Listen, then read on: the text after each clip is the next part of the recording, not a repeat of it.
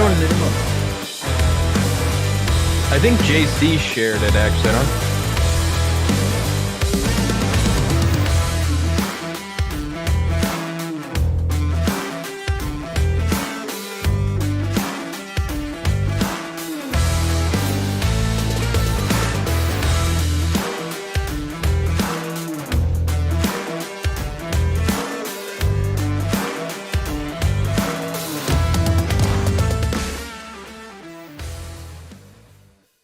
Hello, everybody, and welcome to the Gold Rush.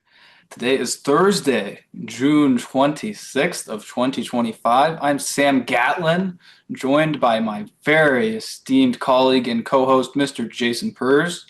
How are you doing today, Jason? What's going on? Oh, I'm good, man.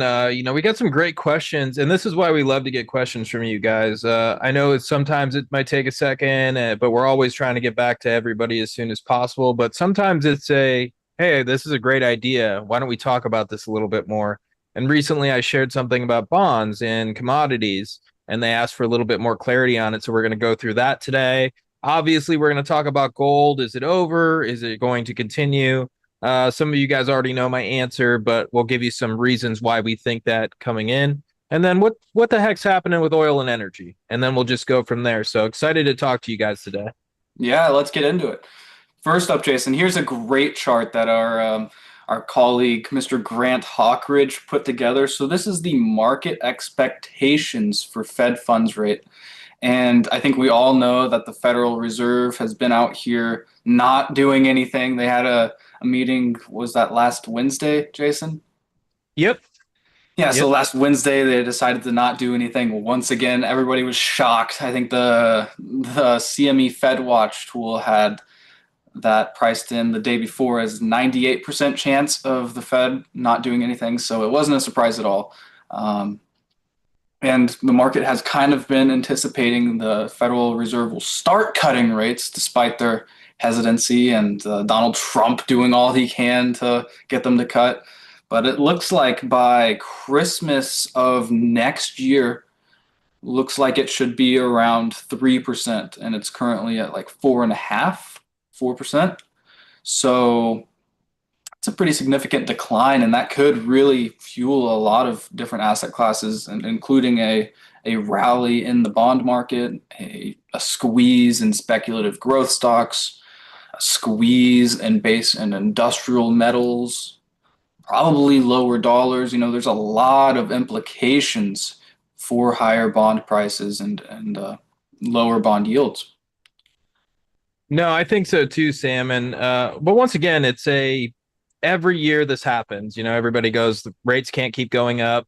This is putting too much pressure on the market, the economy, and so on. This has to end now. This keeps happening over and over again. Everybody gets a little ahead of themselves. They think that, okay, we're going to get a whole percentage point cut by the end of the year. I think that would be surprising. It's possible. Anything's possible, right? So I'm not going to sit here and say, I know for a fact the Fed will not cut rates.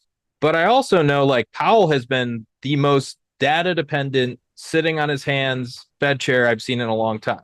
And so if he sees underlying inflation as a problem, we're not going to see rate cuts. I'm sorry. They would have to be something where the 2-year yield starts to drop like crazy, and then he's kind of forced to do it.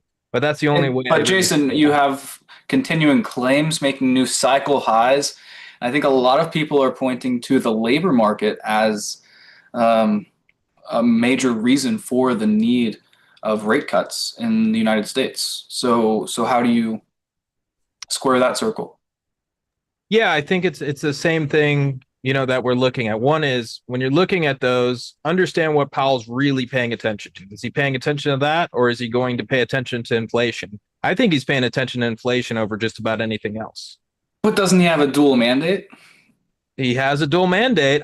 This is why a couple of years ago I was in the camp, hey, we got to start cutting rates soon. He's going to cut it. And I've seen every single, now granted, remember, we've been trading mainly not in a commodity cycle. As long as I've been trading since 2008, I haven't been in a major commodity cycle in a long time. So I haven't seen inflation really push the Fed chair's hands at any moment. And it really didn't even in the 2000s either. So claims and jobs were always what brought them to lower rates. But now it kind of looks different where it's like, hey, if we let inflation get out of control at all, we're going to see this thing show up in a really bad way. So they're kind of being very data dependent here. I still think it's the Fed, right? So in the back of my mind, I still have this idea, which is they will always be behind the curve. They at some point will cut rates, and it will be a bad time for them to cut rates, which is just the normal run of the Fed. So it's going to happen at some point. Is it going to happen to the degree that this year is saying? I doubt it, but I think we're going to cut this year at least once or twice.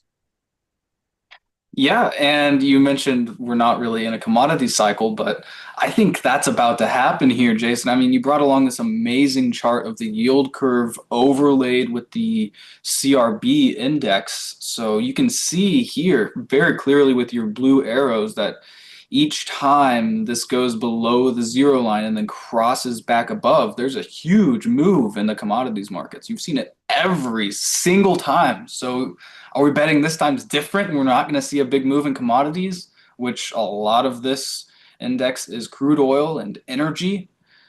Are you going to bet that's not going to be the case? We're not going to see a rally there as this crosses back above the zero line? Well, I think this is one. What I said earlier was we haven't traded through a legit commodity cycle, but I think we're at the beginning. I think that started in 2020. If I really, Yeah. gun to my head, absolutely started in 2020. We see it. We're just moving sideways now, consolidating and ready for the next move higher. So I do think that we're still in the uptrend in a commodity cycle. I just think it's cooling down right now, which makes sense, but I think it's about to take off once again. Now look at the yield curve. The yield curve is now breaking out. This is something that is very significant. Whenever this thing starts to get positive, we usually see pretty big moves in oil and energy. So I do It's a think pretty great timing tool as well, Jason. I this is not a chart I look at that often, but this is very helpful, and it's really nailed it each time. it's a great timing tool, even better for gold. But this is the reason why you and I always talk about gold leads the commodity cycle. Right. Like gold really leads the commodity cycle, really tells you everything. Oil's a little bit more finicky. It's going to take longer. It really takes global growth for this thing to take off. So as we're looking at the yield curve, when you see this thing inverting, that means global growth is slowing, the economies are slowing down, money is tighter. And so coming out of that, when it's steepening, meaning moving up, that means that money is getting pushed into the market. We call this the velocity of money. So we get more money into the market very quickly. And this adds to the commodity cycle. So it puts money into different things, different assets. As global growth starts ticking up, you start seeing it turn up in other areas like copper, like oil, and the energy stocks. So I do think we're at that point where like this thing's about to take off. And, like once again, it's going to be just like we had the platinum trade, just like the gold trade. Oh, this thing's not going to take off, you guys. Like it's going to take more time than that. You guys are crazy. And then, probably in the next month or so, we're going to start seeing this thing break out to the upside. I think the CRB is poised to move. I just think it was a bad time, news wise, for a big news related event for that to happen. But I do think that this thing's going to take off. And I do think there's a lot of money to still be made in the commodities complex and especially the energy complex. But it's going to take time. And we got to have a lot of patience here because this thing's shaking out a lot of traders. And when traders continue to get shaken out and there's nobody left to sell, that's when things really head to the upside. That's so true. Yeah. And you also brought along this chart of the yield curve here in the United States. So you have everything here. You have the 30, the 20, the 10, the 5, the 2, the 3 month, the Fed funds rate, all of them here. And you can see clearly, like this last chart showed, this is wave one off the bottom and then a wave two correction. It's a very similar picture here. You get that huge momentum thrust off the bottom and just churning sideways here. Am I reading this how you are, Jason? This is just a wave two. We're about to get a fresh leg higher in these yields. But we were talking about lower yields at the top of the show, but this chart looks an awful lot like this commodities index. So what do you think here? Are we going back to zero or are we going to double digit bond yields, Jason? Which one's first? It's a tough one, right? So when we're looking at this chart, you have to think like, okay, what are the long end of the curve? What is the long end of the curve doing? And that's the darker line that you're seeing at the high. That's the 30-year bond. So the longer end of the curve is moving higher. Slowly, but surely, it is moving higher. As we get to the shorter end of the curve, this is what the Fed controls, anything from the 2-year, 1 year, 6 month, 3 month part of the curve. So that's moving lower. So when that scenario happens, this is a really good time for stocks to move higher, for commodities to move higher. It means money's getting thrown into the system. Why do I say that? Well, money's getting thrown into the system because banks can borrow. I mean, you guys don't go to the bank and ask for a zero interest rate loan and get it. I mean, if you do, please give me a call. I've never gotten one. I would love to have one of those. But this is where the banks lend from. So the banks lend from the shorter end of the curve. So when that's at a lower rate and the longer end of the curve, which is the 30-year, which is 30-year mortgages and so on, when that's higher, we start to see money flow into the system because the banks are able to make a lot more money. Basically, if you're able to loan at a 3%, get a loan at a 3% rate and then loan it out at a 5% rate, you're able to make a lot of money. So that's what they're doing, which creates a lot of money in the system, a lot of money in the markets. And this creates more money to flow into wherever. I always say inflation is finicky. Sometimes it runs into stocks and people go, well, that's not inflation. To me, it is. You're making prices go up somewhere and money can flow anywhere. So wherever it flows, it's going to end up.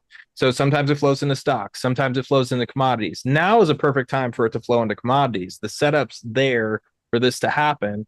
But really, it all just depends on, can the Fed keep their rate at a low rate for the Fed rate? And can the 30-year continue to move higher? If that spread keeps happening, we're going to have a pretty vicious commodity cycle going forward. Hey, that sounds good to me. I'm here for it. We've already seen a pretty vicious cycle here in gold, Jason. We broke out on March 4th of 2024 and absolutely ripped higher in gold. Look at the momentum profile here. So this is the 14-day RSI. Not getting anywhere close to oversold during this entire uptrend. And here it is, to me, this is just another continuation pattern within a long-term secular uptrend in gold futures. I've had several people ask me if this price action in gold is constructive here. To me, this is incredibly constructive. This is exactly what it did at the previous Fibonacci extension levels. This is what I have been anticipating, and it's playing out exactly how I thought it would. So, to me, it's just a matter of time before the bulls take out 3,400 and take gold futures close to 4,500. We could be sitting here at the end of the year, Jason, and gold is trading at $4,500. Who had that on their bingo card coming into 2025? I don't think a lot of people did. There's been so many of those this year. There's like gold, who had $3,500 gold on their bingo card. We've been talking about it. Sure, we have the targets, we've been long it, but predicting it perfectly, it's a little hard. But once again, Sam's been talking about gold hitting $8,000 by the end of this cycle. So, we've been trying to give you guys the right targets. These targets have been playing out really well. Sam's been mocking them up every single week for our subscribers. And really, to me here, I think this thing is headed. I think 5,000 is not really far off for the end of this year. Sounds crazy. A lot of people are going to go, "Oh my God, that can't continue to happen," but it can. And the thing is, you just want to go back and look at how assets move over time. Gold is a huge market. It's not easy to move it up, but why is it moving up to the levels that it's moving up? One is you have central banks buying the crap out of it right now. That's something that we haven't seen in history to these levels. So now that's really happening. Could be things like regime shifts, could be another thing like they want to protect their own monetary policy, their own monetary supply, whatever it is. There's a bunch of reasons. And now we're starting to see the public get involved, which Sam and I have been talking about like crazy, which is the cycle works out the same every single time. Like everybody goes, oh, look, gold's moving. Rest of these are dead. Why would you ever own gold miners? Why would you ever own silver? Silver's dead. Central banks aren't buying silver. Platinum, central banks don't even know what that is. Like people kept coming to us and saying these things over and over again. And it's like now platinum is the leading asset of the year, which is mind blowing even to me. Like, yes, we've been talking about it moving. We knew it was going to take off, but taking off to 50% year to date pretty quickly is pretty wild to see. But I do think that this is probably going to continue. I think once we get over 34 or 34, 38, I think we're probably headed to 4,500 pretty quickly. And it's been moving like that. Now, once again, just look at the chart. Like each breakout takes a huge leg higher very quickly. So I don't think it's really crazy to say like 4,500 by year end, 5,000 is possible if we overshoot that. But the next leg higher, and remember, here's another thing for everybody to keep in mind. August, July to August is usually the big peak months for gold. You see gold when it runs have these huge peak months around July and August. And that's where kind of their blow off tops kind of happen. So either it's going to go sideways after that for a little bit, possibly till into December, or it's just going to keep running. And so I do think that probably in the next couple months, we'll probably see that 4,000 handle on gold.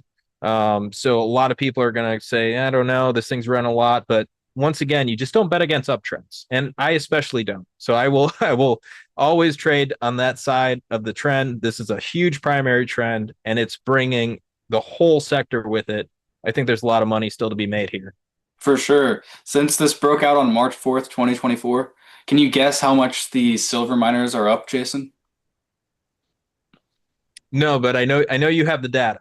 It's 102%. Who had that on their bingo cards?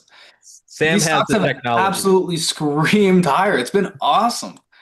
And here, I mean, we talked about this chart earlier, Jason, with this commodities index, and it's a very similar story here with gold. You know, it just moves a little bit sooner. You mentioned earlier that gold rings the dinner bell for commodities. So if we're betting on this chart, the CRB breaking out, that'll probably happen after gold futures make a fresh leg higher out of this consolidation here, right? Because gold rings the dinner bell. Is that where your head is at? I think gold's gonna take off and continue to take off as long as the shape of the curve is right. And as long as money's loose, it doesn't mean that, we have to be moving up and this curve has to be steepening for it to happen. It just means it has to be above negative. If the yield curve inverts, that's going to be a huge problem. It'll put some pressure on gold. It just means money's tight. And when money's tight, it's a problem for everything. It's the reason why everybody looks at the yield curve and goes, it's the end of the world. It's not only the end of the world. Everybody thinks that happens every time. Really, what happens is it goes inverted. It takes a little bit of time for that to come into the system. During that time, you'll see other assets, stocks, even gold will move up higher. And then at some point, it puts a lot of pressure on it.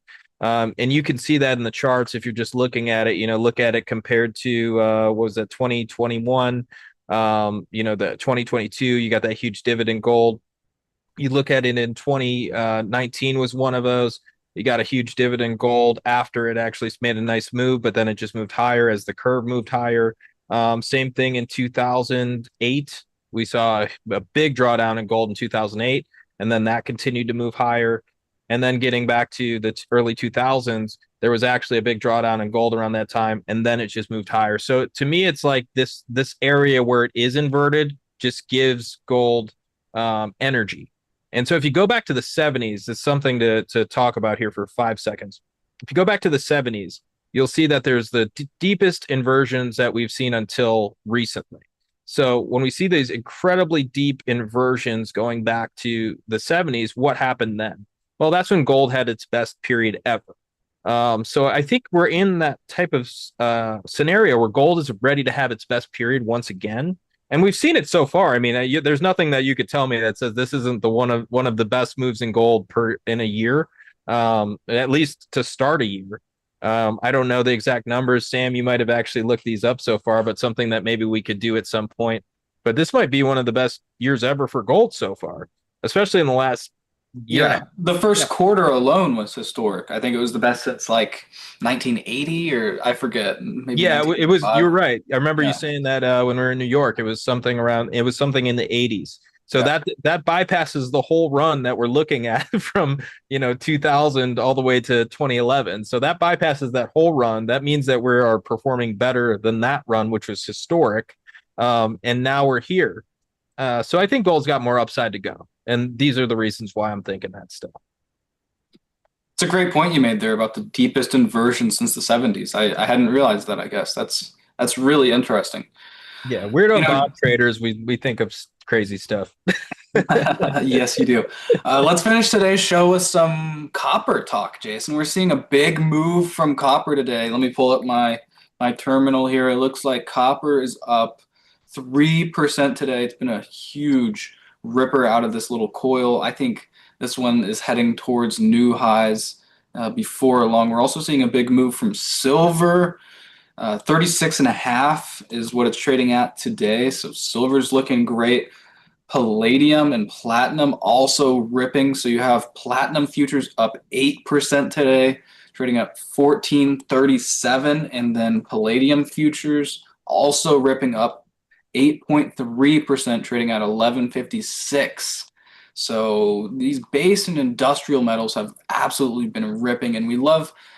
I think the palladium and platinum and silver are all kind of gray area. You know, they're kind of precious metals. They're also kind of base and industrial metals. So you get the best of both worlds. You know, I think they all work together. Like if copper is breaking out, I think silver is going to be working. I think platinum's going to be working. I think palladium's going to be working. And that's exactly the way it's played out so far. So I think that's just going to continue. And right now, this copper to gold ratio is trading at historically low levels. This is exactly where it bottomed in 2009, 2020, and I think it's going to be the 2025 low. And I think copper and base and industrial metals in general are going to dramatically outperform gold from here, you know, and gold has been a tremendous performer so far this bull market. So, you know, I think these trades are going to be really, really awesome, Jason. And I think 550 really is that level to keep an eye on in the copper futures. You know, that's where it peaked earlier this year when we thought we had a breakout above all these former highs, but you know, it's not far away. It's about 40 cents away right now. So what do you think, Jason? Am I right here? Am I missing something? Are we about to see a huge, ginormous, historic ripper in these metals?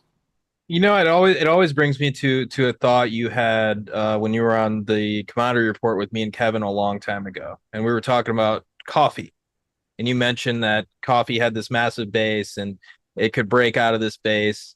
And you know, Kevin said something to you at the time that was like, I don't know, and I was even The a little, fundamentals weren't there, the Jason. fundamentals weren't there for Kevin. For me, it was just like, I don't know. But at the same time, it was like, this is just the most massive base I've ever seen. And of course, I already had a long signal. For me, I'm just kind of like, yeah, but I'm speaking my book. So I don't know, you know, how truthful I am at that point. But for Kevin, it was, you know, the fundamentals didn't make sense. And he was right. The fundamentals were terrible. It didn't make any sense at all. But, you know, you and I kept talking about coffee being possibly the new cocoa and this thing could move. And then that base breaks out and it didn't look back for a long time. Now it's finally looking back a little bit. But once again, when we look at copper, it's the same type of setup. Huge base, long-term base, ready Yeah, to this break is it. only a multi-year base. I could go back to the 2000s and show a multi-decade base. This Yep. is huge. It's a huge base. Same exact setup, pretty similar setup to coffee, pretty similar setup to something like cocoa.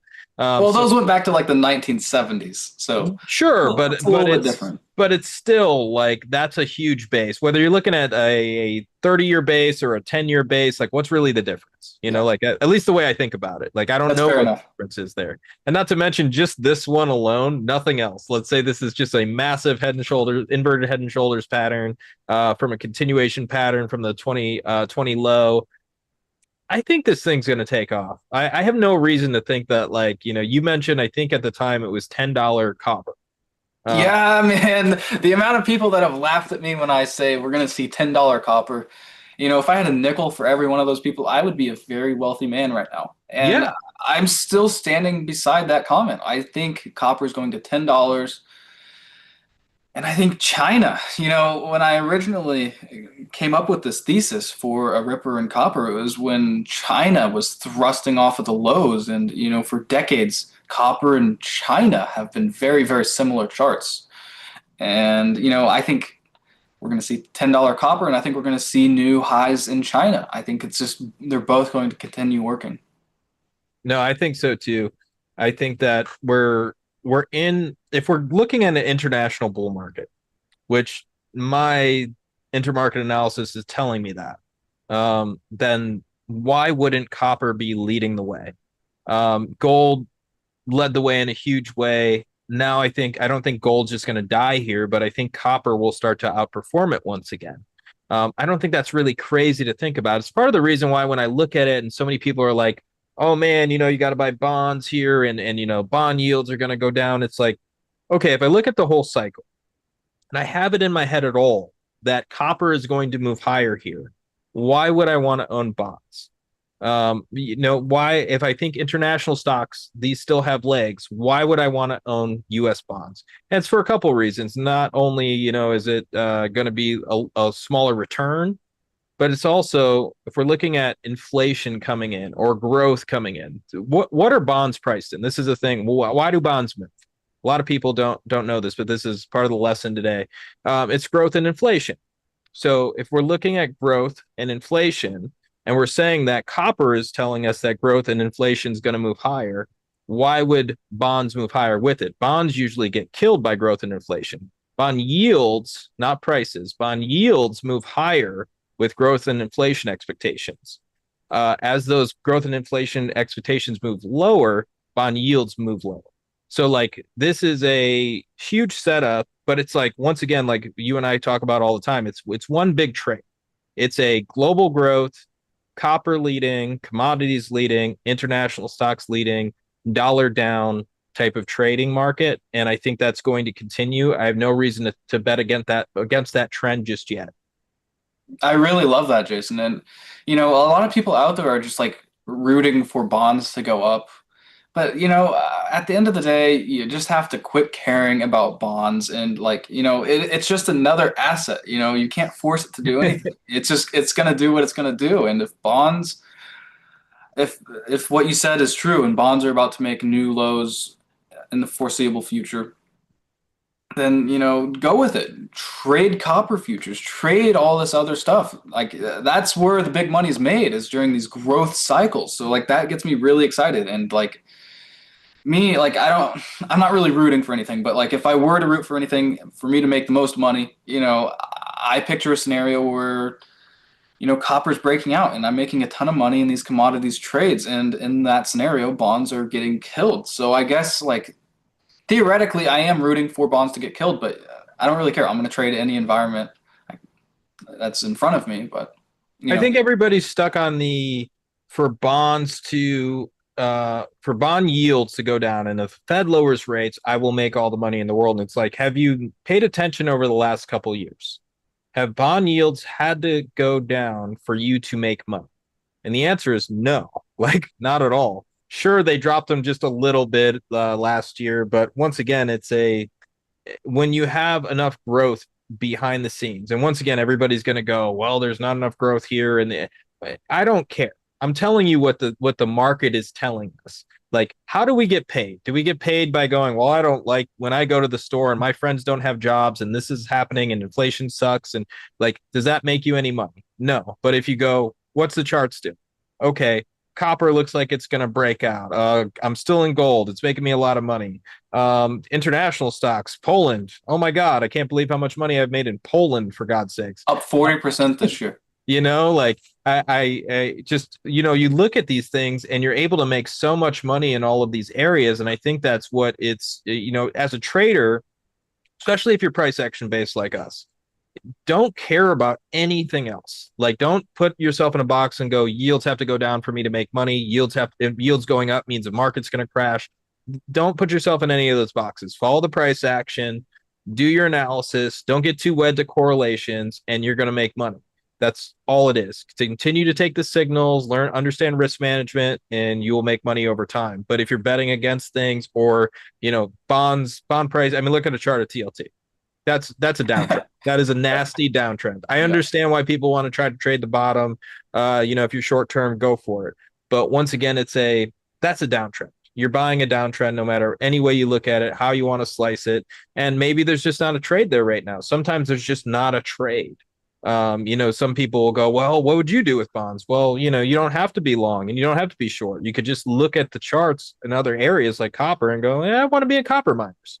I want to be in gold miners. These things. Speaking of copper miners, Jason, let's talk about looking for copper miners to confirm the strength in the copper futures, and they haven't been this entire time for months, for years, really. But it looks like they're finally ready to go. Look at it here, breaking a multi-year downtrend line, holding it as support. I think this thing is about to rip, and copper futures are going to double digits.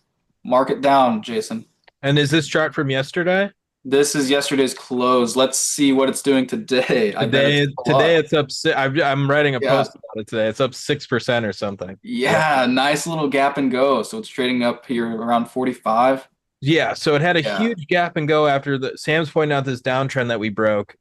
Great signal there, but now we're moving up even higher very quickly. Like basically, it broke out, it retested, it then jumps up 6% today. Huge gap and go. It's still hanging out up there at 6%. Is it, Sam?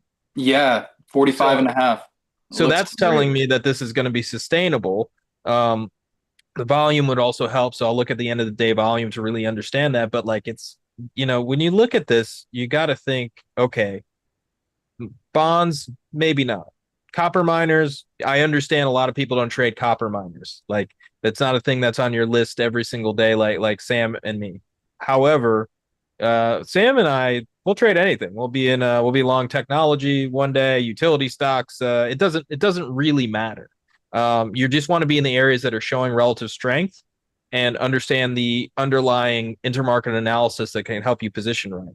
But I think copper miners are headed a lot higher. I think, probably if I'm thinking about my most bullish trade over the next 6 months, it's probably copper miners. I probably think Yeah. copper miners look the best. Energy's not ready for me to make a call like that, but I think copper miners are. Yeah, and we'll just finish with just chart of why energy's not ready. It's still this is the energy sector spider. This is XLE. It holds the big boys like ExxonMobil, Chevron, the biggest and the best energy stocks. And look at this, Jason. It's the only sector still stuck below the great financial crisis high. And it's been here for a while. It's coiled up. It could make a move, but at this point you gotta show me. It's been a long time. I'm happy to pay higher prices and see a decisive breakout here, but this is just not something I want to be a part of right now, Jason. Sam just brought up a great point, which is happy to pay higher prices. That's something that, a lot of traders don't do well enough, which is just wait for an actual signal. Like, if you use a false breakdown signal, mean reversion style traders, great, fine, whatever. But if you're like comfortable with breakouts, there's no reason to be like, okay, well, it's 85. I can't buy this thing at, 100 because I've missed the move. Like, if this break, once again, look at the copper chart. If we look at the copper chart, if we look at the XLE chart, this is huge bases that are breaking out. Ralph Acambora always said the bigger the base, the bigger the space. That's absolutely true. So if we see this thing actually break out to the upside, like it's probably going to take off and not look back. It's going to And be a secular uptrend that'll last for years. So like I'm not worried about catching like jumping the entry. A lot of people are interested in jumping this entry. They're telling me it's gonna break out above 90. It's gonna happen. Mhm.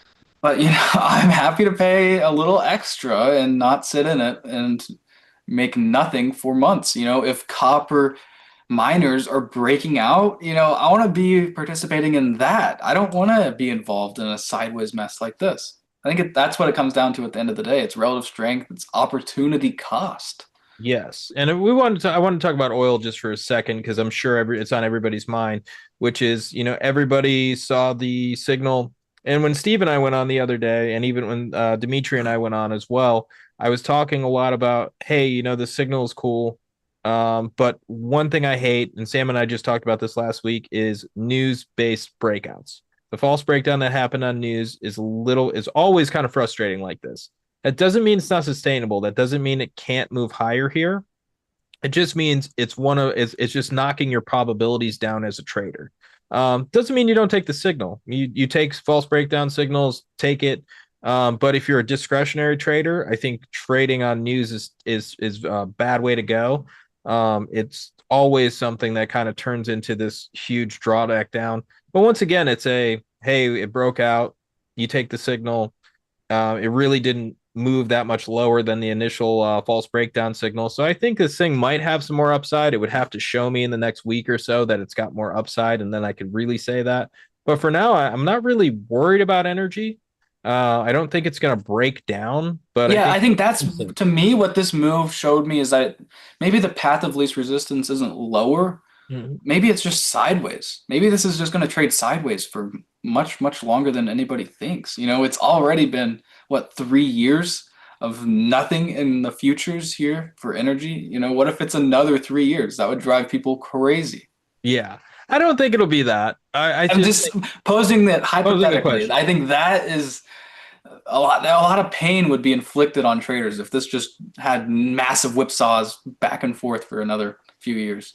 I think I don't it's know. it's already at the end, and I'll give you my only reason why. It's because when I think of the sentiment behind traders coming from 2018 into 2020, that was a rough period. You could see it right on the chart. Basically, you had this kind of a nice run in oil energy stocks. I think that was 2016 to 2018. You saw it move up a little bit. And then you saw this crash down. I think that was October 2018 to December 2018, and oil hit about $40. And then you see that huge range sideways that everybody was like, it's going to break out, it's going to break out, it's going to break out. That was in 2019. You had something happen in Saudi Arabia. I should look it up because I talk about it all the time. And something happened in Saudi Arabia. Not sure exactly what it was, but I think it was December 2019 or January 2020, and you get this huge false breakdown signal. And then that was the huge washout that ended up in oil and negative $50.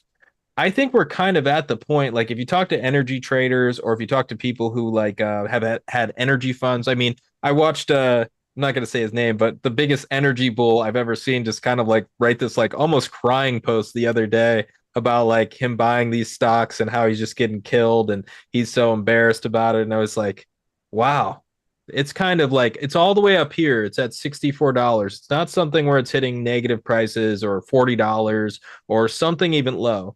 And people are already talking like this is the end of the world for energy. This is the end of the world for oil. So I do think a lot of people got washed out.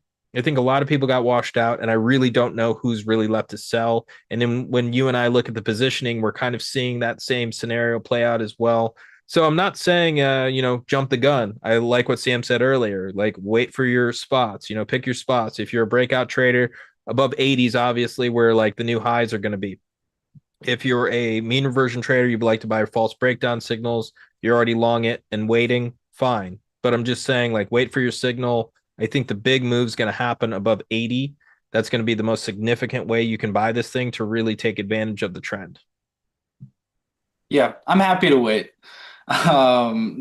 If anybody enjoyed what we had to talk about today, we write two newsletters each week. One goes out on Monday, one goes out on Friday. The Monday newsletter talks all about precious metals, and on Friday we talk about all kinds of things, whether it can be copper, energy, cocoa, coffee, all Uranium. kinds of different things. We just talked about oats and the grain markets on Friday. There's so much happening in the commodities markets all the time. Where we not only outline the futures, but we also cover individual stocks. A lot of gold miners right now. I'm expecting a lot of copper miners here over the next few months. So if you guys are interested in getting involved in some copper miners, don't hesitate to join us at Gold Rush.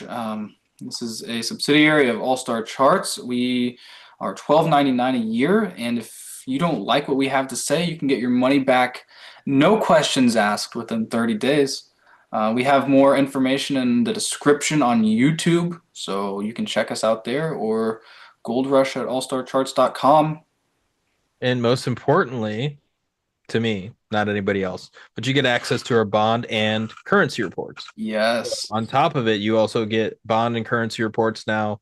So there's a lot of stuff going on at the Gold Rush. So definitely check it out. And once again, just like Sam said, 30-day money back guaranteed. That's pretty good. So hopefully we see you guys there. If not, we will be on next week at 2:30 p.m. Eastern time, and we'll see you then. Adios, everyone.